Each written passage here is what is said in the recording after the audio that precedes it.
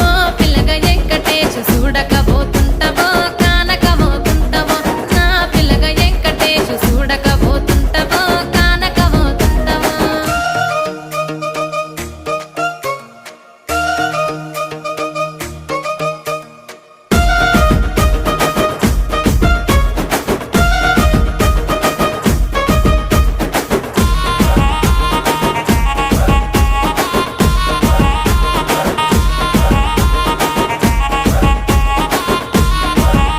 ఆ అందాల గుమ్మ నేను ఆగకపోతున్నా